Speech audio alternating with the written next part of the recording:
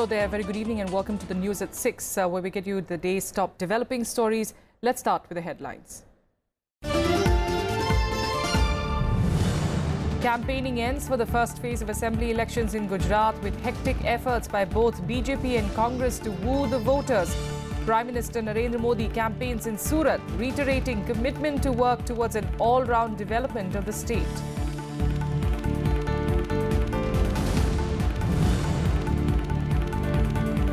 Centre tells Supreme Court it can extend deadline for mandatory linking of Aadhaar to various services till the 31st of March next year.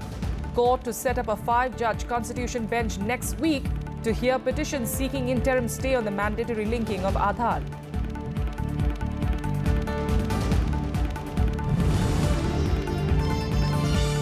Prime Minister Narendra inaugurates B.R. Ambedkar International Centre, says the centre will prove to be an inspiration to promote thoughts and teachings of the father of the Indian Constitution.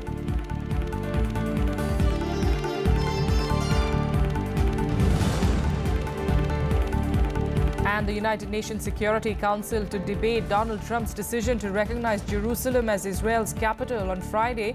Palestine and Turkey say that the recognition is in breach of international law and UN resolutions. India says its position on Palestine is independent and not determined by any third country.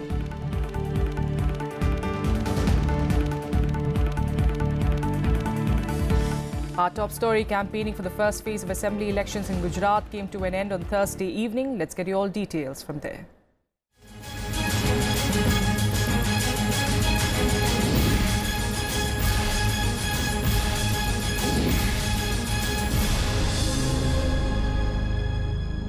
Well, political heavyweights of both the Congress and BJP made one last effort to woo voters in districts that will face the polls on the 9th of December. Prime Minister Narendra Modi campaigned in Surat, where he reiterated his party's commitment to work towards an all-round development of the state.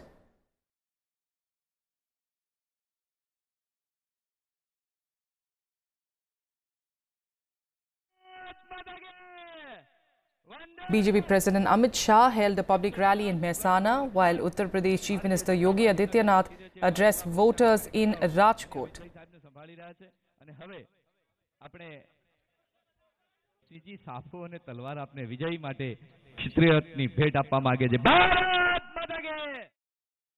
A number of Congress leaders also held press conferences in different cities. Speaking to media persons in Rajkot, former Prime Minister Manmohan Singh once again attacked the BJP government over demonetization and GST. He also accused the ruling party of not acting against corruption. Now, voting in the first phase will be held on the 9th of December, that is Saturday. A total of 89 seats out of 182 are up for grabs in the first phase. Spread over 19 districts, these 89 seats span over the Saurashtra and South Gujarat regions. A total of 977 candidates are in the fray, including incumbent Chief Minister Vijay Rupani. 2 crore 12 lakh voters will cast their votes on Saturday at 24,689 polling centres. Massive security arrangements are in place for the smooth polling in Gujarat. And our correspondent Panchanan Mishra is in Junagadh, where he spoke to students at the Bahauddin College. All these first-time voters want is jobs and good education. For them, caste is not a big issue and they prefer to vote on development. हम जूनागढ़ में मौजूद हैं और हमारे साथ युवा voter हैं जो शायद पहली या दूसरी बार वोट डालने जा रहे हैं और ये जानने की कोशिश करेंगे कि युवा क्या सोचते हैं चुनावों को लेकर और उनके मन में क्या चल रहा है।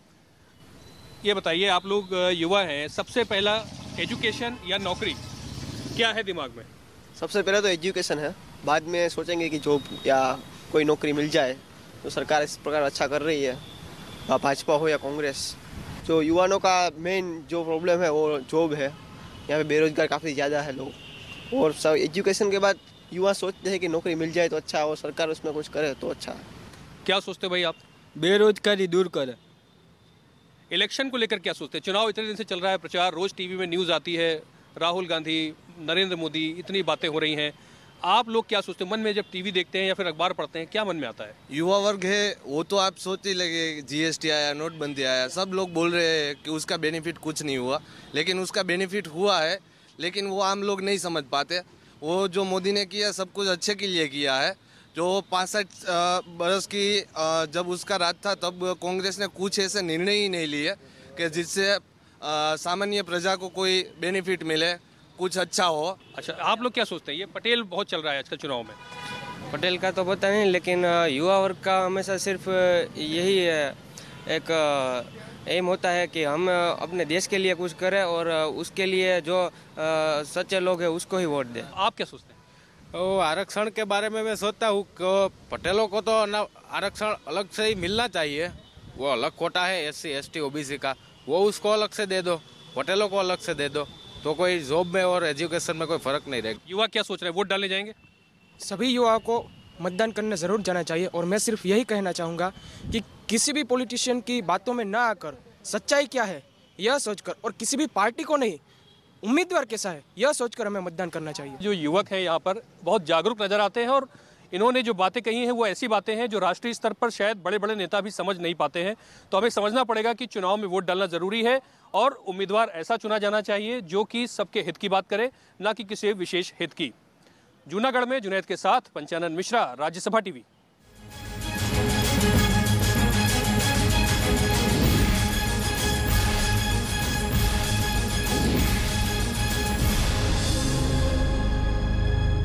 In more national news, Prime Minister Narendra Modi inaugurated the B.R. Ambedkar International Centre in the national capital on Thursday. Addressing the gathering, he said that the centre would be an important place for research on social and economic issues. Prime Minister Narendra Modi inaugurated the B.R. Ambedkar International Centre in New Delhi on Thursday. Hailing Dr. Ambedkar's contribution in the development of the nation, the Prime Minister asserted that the centre will prove to be an inspiration for the promotion of the thoughts and teachings of the leader.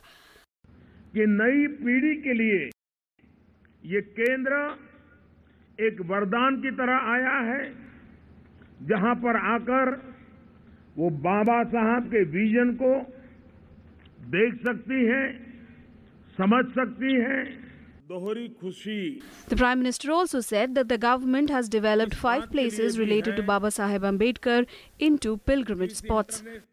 Delhi के अलीपुर में जिस घर में बाबा साहब का निधन हुआ, वहां डॉक्टर अंबेडकर राष्ट्रीय स्मारक का निर्माण किया जा रहा है।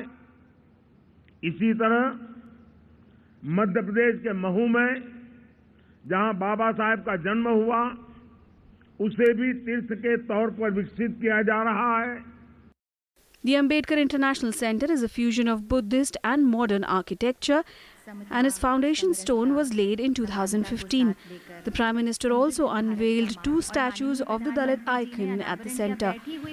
Kriti Mishra's report for Rajya Sabha TV. Former JDU leader Sharad Yadav said that he will move court against the termination of his membership from Rajya Sabha. Talking to reporters on Thursday, he said that this will be part of his fight against Bihar Chief Minister Nitish Kumar's alliance with the BJP. Sharad Yadav also said that he should have been given a chance to present his case either before the Privileges Committee or the Ethics Committee before his termination. Yadav further claimed that he will not accept any offer of Rajya Sabha membership from any other party as it will dilute his fight against Nitish Kumar.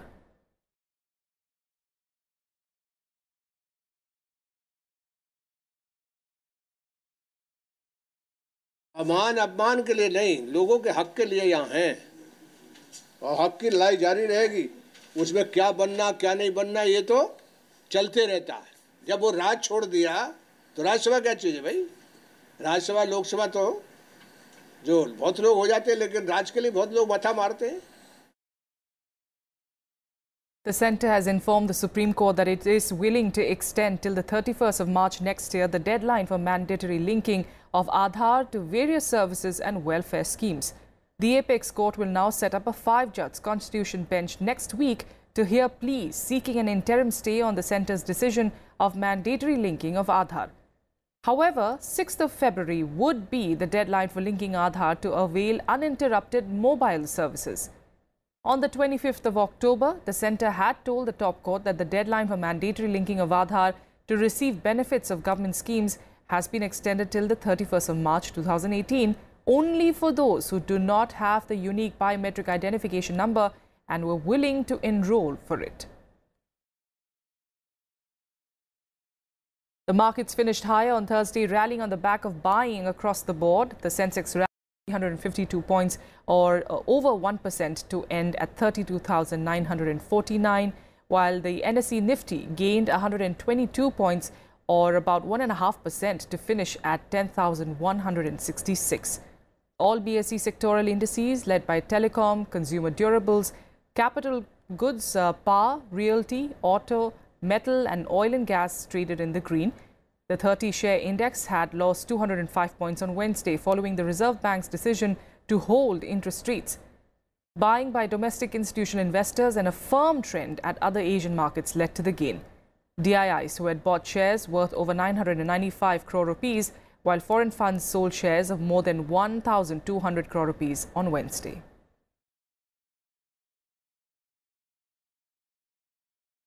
President Ram Nath Kovind, Vice President M. Venkaiah Naidu and Prime Minister Narendra Modi paid homage to honour the sacrifice of the Indian soldiers on Armed Forces Flag Day today. Lok Sabha Speaker Sumitra Mahajan also visited the Kendriya Sainik Board in Delhi to mark the event. The country observes December 7th as Armed Forces Flag Day since 1949 to honour the martyrs and men in uniform who valiantly fought on our borders to safeguard the country's honour.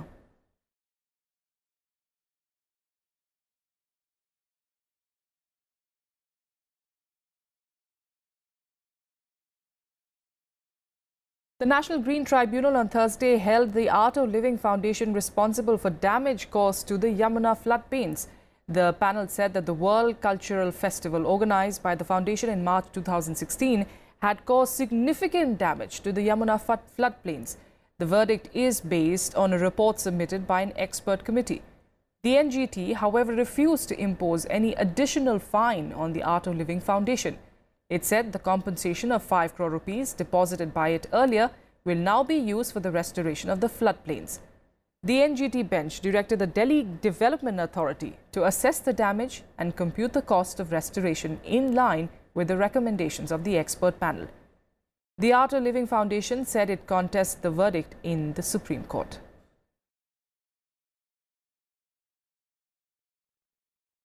And here's a look at what else made news across the country today in Nationwide. 3 bodies were recovered off the Kerala coast, taking the death toll due to Cyclone Okhi to 36, even as rescue operations are going on in full swing to trace the 96 missing fishermen. Meanwhile, shipping services from Kozhikode to Lakshadweep began today with around 60 passengers boarding a high-speed vessel from Bepur.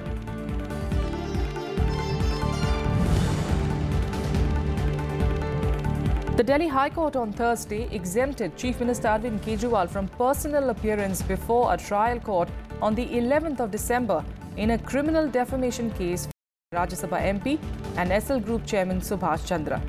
Justice Sangeeta Dhingra Sehgal, however, refused to stay the trial court's proceedings in the case and posted the matter for 22nd of January.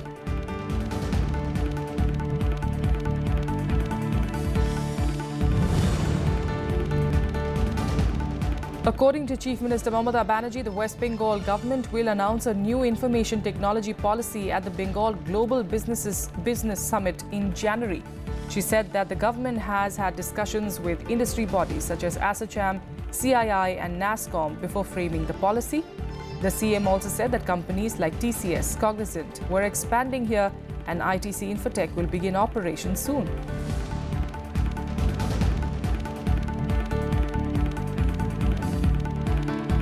A quick break here. Up next, the top international stories.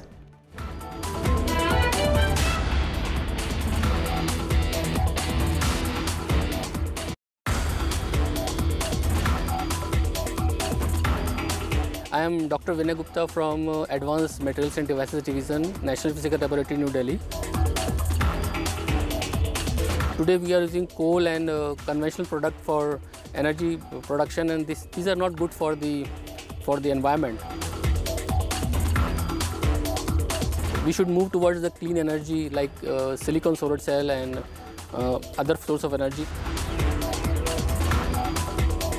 My work is on the organic photovoltaic solar cell, and tomorrow you may see actually your clothes are entirely made up of the organic photovoltaic, very colorful, and it will produce the energy for you for your charging and other applications.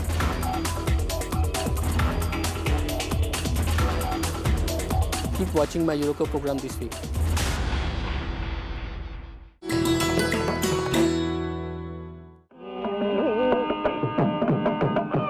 One of the greatest exponents of Carnatic music, MS Subbalakshmi or MS to her fans. An icon even to a younger generation brought up on fusion and rock music. MS is the first musician ever to be awarded the Bharat Ratna, also the first Indian musician to receive the Raymond Magsaysay Award. As India's cultural ambassador, she also performed at the UN General Assembly in 1966.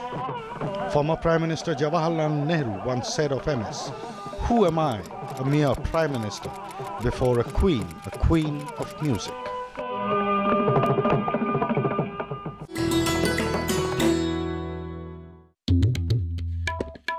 The story we thought we knew.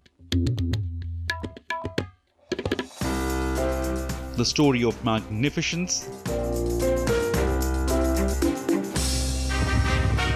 The story of bloody battles.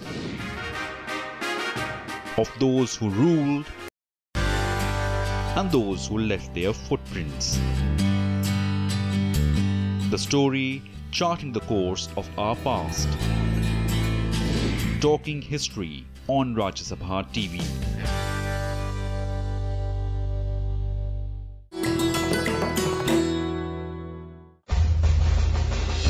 Enter the majestic forecourt of Rashtrapati Bhavan and you'll come across the Jaipur column. A gift to the Viceroy from Savai Madho Singh, the Maharaja of Jaipur, to commemorate the creation of the new capital. The 145-meter-high column is crowned with 6 pointed crystal stars on a bronze lotus, and inside the stone shaft runs a steel tube which weighs a little more than 5 tons. The base of the column has text conceived by Lord Irwin and Sir Edwin Lutyens inscribed on it.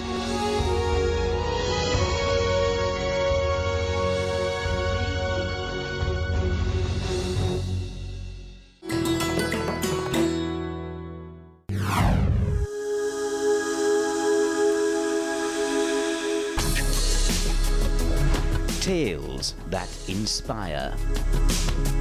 Stories of social change. A salute to diversity. Promoting public discourse. Events that motivate. Inspiring the innovative spirit. Watch Rajya Sabha television documentaries.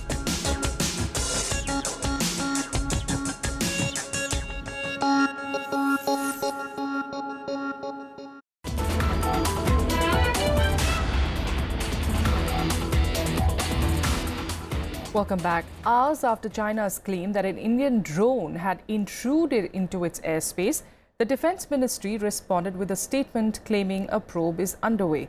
The statement says, and I quote, "An Indian UAV which was on a regular training mission inside the Indian territory lost contact with the ground control due to some technical problem and crossed over the LAC in Sikkim sector." As per standard protocol, the Indian border security personnel immediately alerted their Chinese counterparts to locate the UAV. The exact cause of the incident is under investigation, unquote.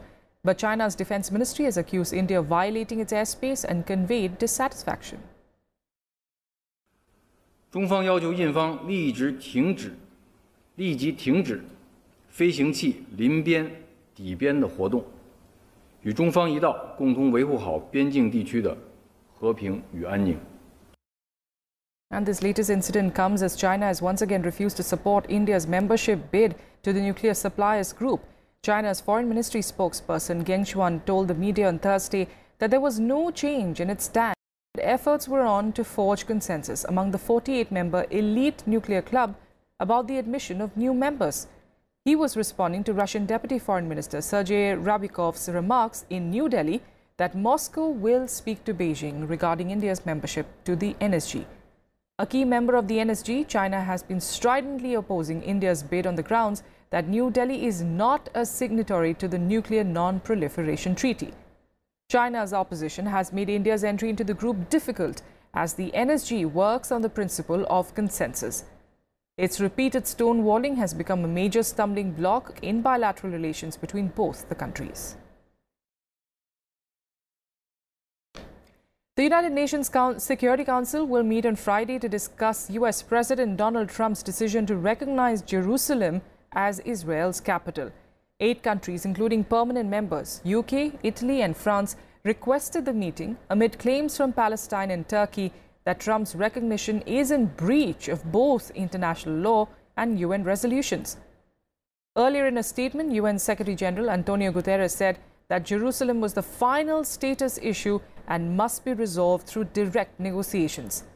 Reacting to US President Trump's decision to recognize Jerusalem as the capital of Israel, India said that its position on Palestine is independent and not determined by any third country.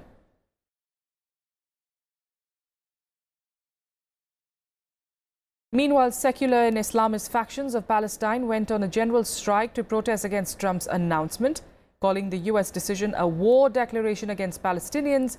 Palestinian Islamist group Hamas called for a new uprising against Israel.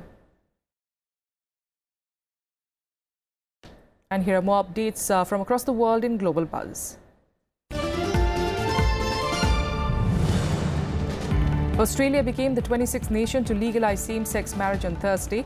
A packed public gallery in Parliament House at Canberra broke into cheers after the law was passed, with fewer than 5 of the 150 members voting against it. Australians had overwhelmingly endorsed legalizing same-sex marriage in a postal survey ran by the National Statistics Agency between September and November this year.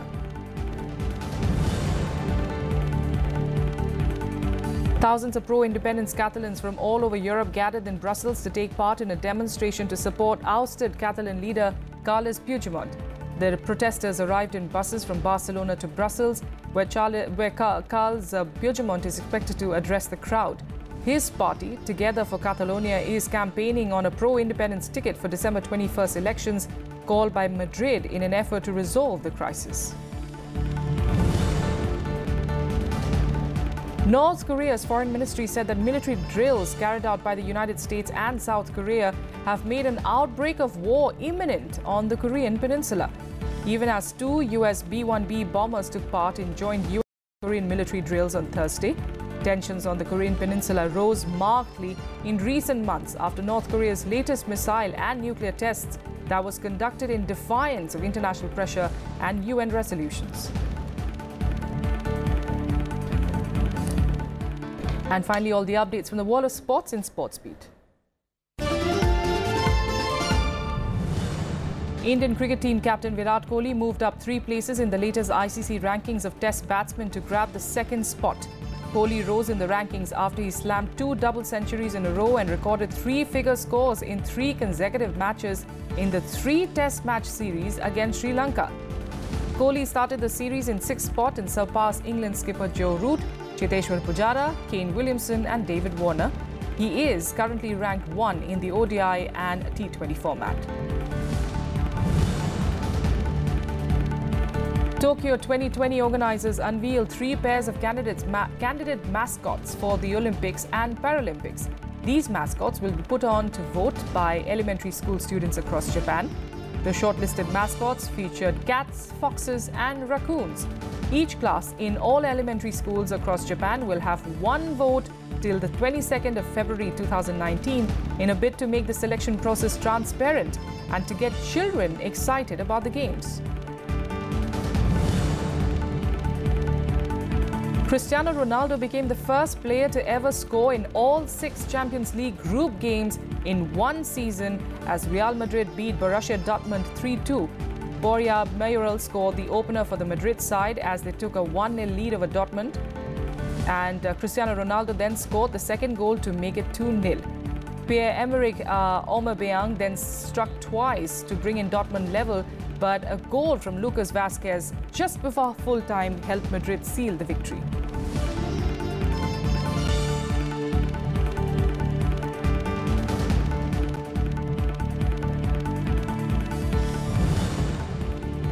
And that's it on the news at 6. Thanks for joining us.